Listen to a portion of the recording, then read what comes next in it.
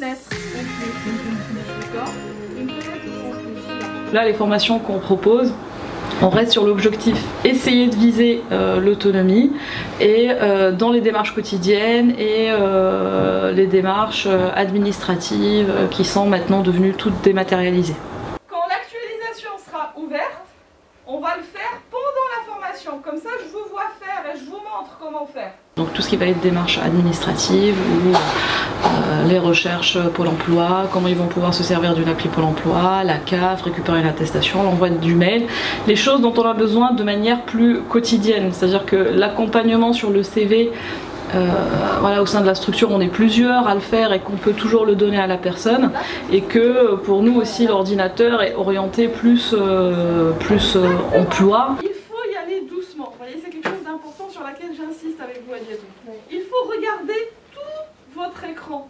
C'était quelque chose d'évident au sein du service de répondre à cette demande-là et de proposer des formations orientées à l'inclusion numérique.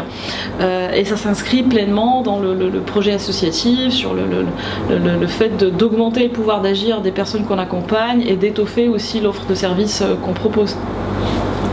C'est pas les lunettes, hein, c'est pas les lunettes. Parce qu'il y aura moins.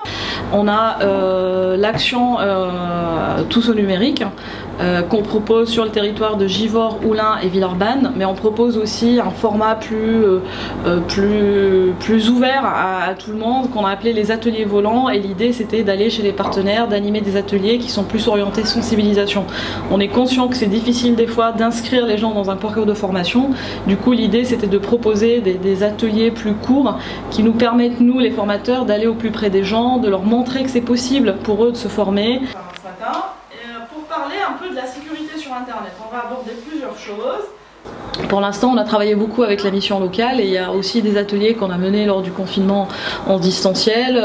Donc nous, on se déplace avec notre équipement et on peut aller chez le partenaire sur un groupe qu'il aura constitué et on propose 4 ateliers. C'est des ateliers thématiques sous forme de jeu, c'est-à-dire que l'idée, c'est de sortir du cadre formation très classique et de proposer plus des ateliers sous forme de jeu, d'ateliers.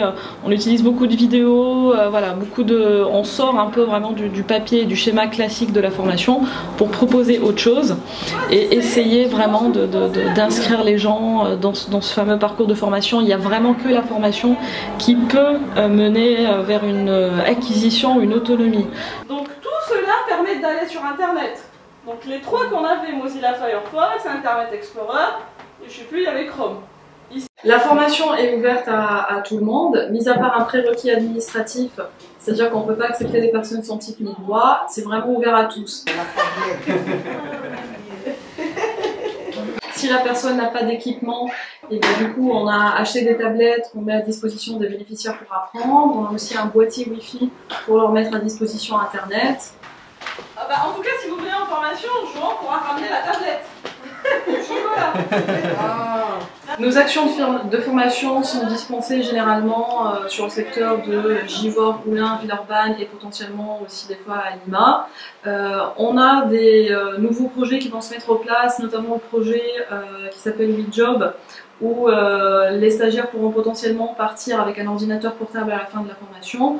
Et on a aussi un autre champ pour les plus de 60 ans, donc des formations inclusion numérique financées par la CARSAT. Pour prescrire sur ces formations, vous pouvez contacter la chef de service formation, donc Julie Marcel. Elle pourra vous donner des renseignements complémentaires.